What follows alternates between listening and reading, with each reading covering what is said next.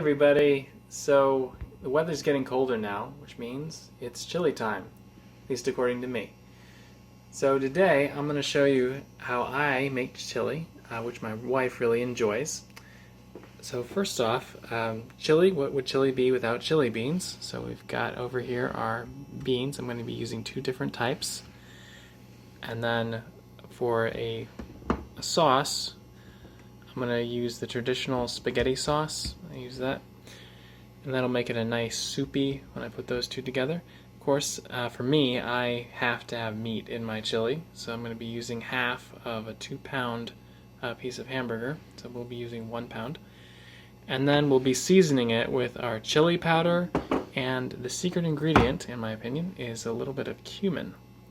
Give it a nice flavor. Optionally, when browning the meat, what I'm going to show today is the ginger. I use this to make the meat taste a little less meaty.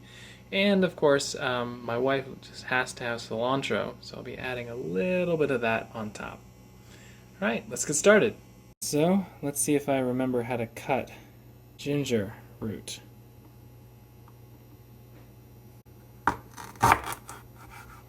Alright, first slice down. A few more to go.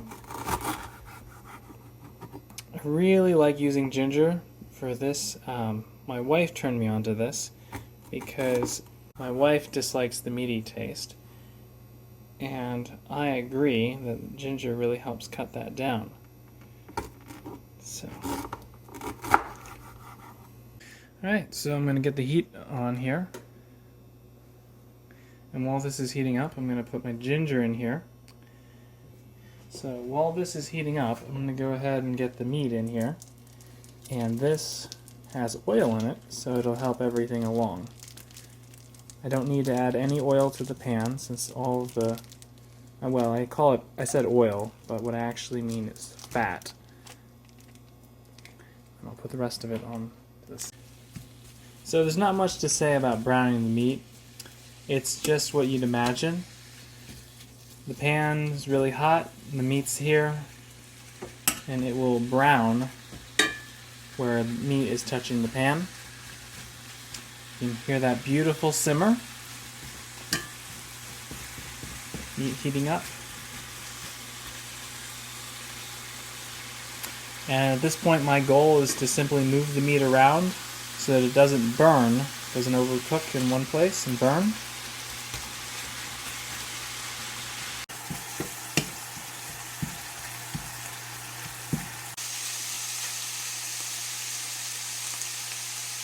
Now we'll remove the ginger pieces, so we don't want that in the chili.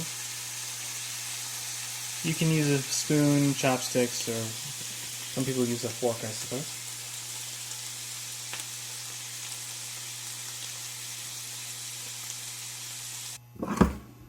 There's not much to say about can opening, so.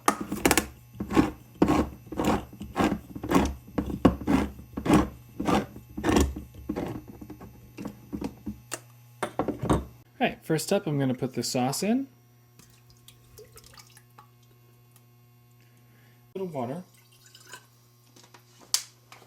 And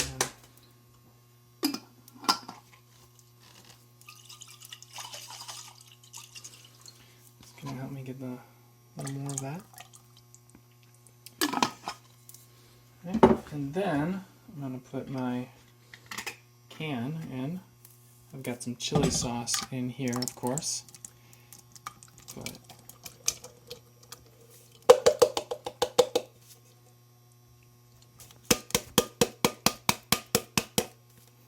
okay, once I've got that can in, I'm going to bring in my other can. Put that right on top.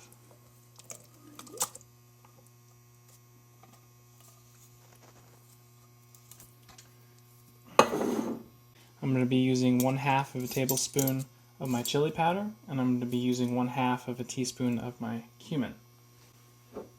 It's very easy for some people to mix these up, so I'll be careful. Right, 1/2. This is my chili powder. Put that right in there.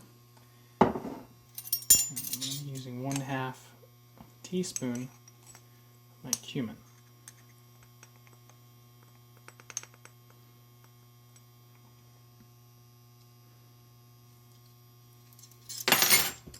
Alright, now the next step, I'm going to take this and mix it all together, but first I'm going to put in the meat. So I'm going to put in the meat now.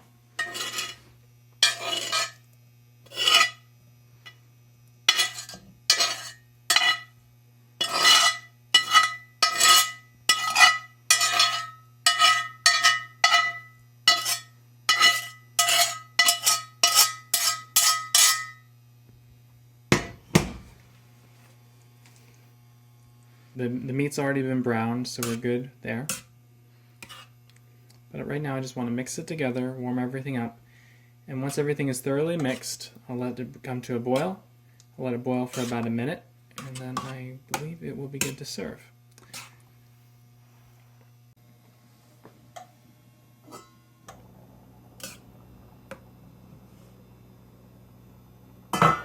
Some of this in here. And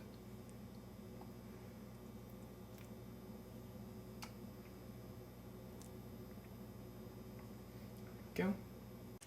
Alright, now we've gotten to the part where we decorate with cheese.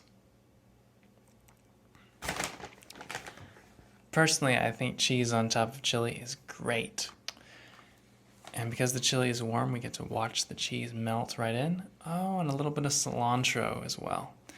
I'm not such a fan of cilantro myself, but my wife just loves this.